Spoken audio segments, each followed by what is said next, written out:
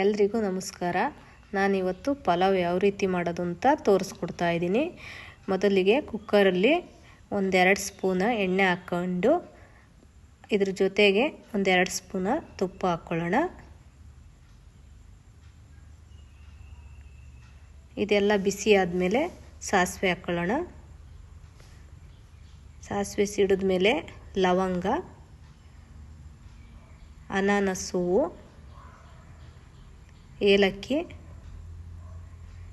ಶುಂಠಿ ಬೆಳ್ಳುಳ್ಳಿ ಪೇಸ್ಟ್ ಇದಿಷ್ಟು ಹಾಕಿ ಸ್ವಲ್ಪ ಫ್ರೈ ಮಾಡ್ಕೊಳ್ಳೋಣ. 1-2 ಹೆಚ್ಚಿರ್ತಕ್ಕಂಥ ಹಸಿರು ಮೆಣಸಿಕಾಯಿ ಹಾಕ್ಕೊಳ್ಳೋಣ. ಇದೇ ಸಮಯದಲ್ಲಿ ಈರುಳ್ಳಿ, ಕರಿಬೇವಿನ ಸೊಪ್ಪು ಹಾಕಿ ಇದನ್ನು ಒಂದು ಸ್ವಲ್ಪ ಹೊತ್ತು ಫ್ರೈ ಮಾಡ್ಕೊಳ್ಳೋಣ.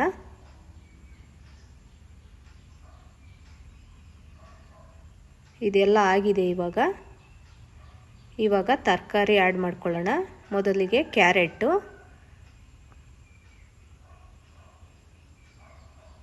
ಟೊಮೊಟೊ, ಚೊಟ್ಟು ಇದಿಷ್ಟನ್ನು ಒಂದು ಸ್ವಲ್ಪ ಹೊತ್ತು ಬೇಯಿಸ್ಕೊಳ್ಳೋಣ.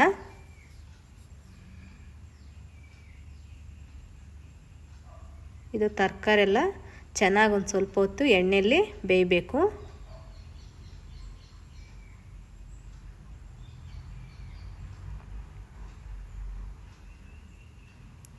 ಇದು ಇವಾಗ ಆಗಿದೆ. ಇದಕ್ಕೆ ನಾನು ಈ ಕಪ್ಪಲ್ಲಿ 1 ಕಪ್ ಅಕ್ಕಿ ತಗೊಂಡಿದ್ದೀನಿ. ಅದಕ್ಕೋಸ್ಕರ 2 ಗ್ಲಾಸ್ ನೀರು ಹಾಕ್ಕೊತಾ ಇದ್ದೀನಿ.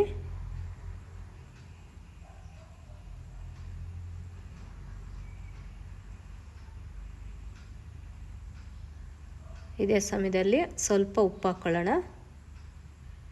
ಸ್ವಲ್ಪ ಧನಿಯಾ ಪುಡಿ,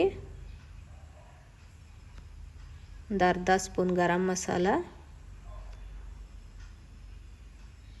ಒಂದು ಅರ್ಧ ಸ್ಪೂನ್ ಅರಿಶಿನ, 1 ಸ್ಪೂನ್ ಖಾರದ ಪುಡಿ.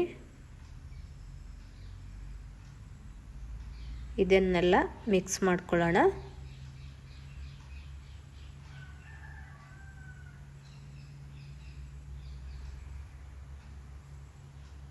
ಇದನ್ನೊಂದು 2 ನಿಮಿಷ ಕುದಿಸ್ಕೊಳ್ಳೋಣ.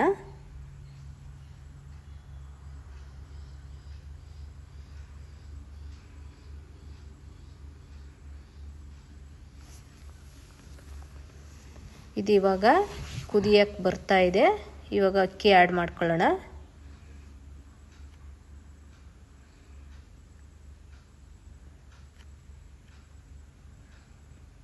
ಮೇಲೆ ಒಂದು ಸ್ವಲ್ಪ ಕೊತ್ತಂಬರಿ ಸೊಪ್ಪು ಹಾಕಿ ಲಿಡ್ ಕ್ಲೋಸ್ ಮಾಡ್ಕೊಳ್ಳೋಣ.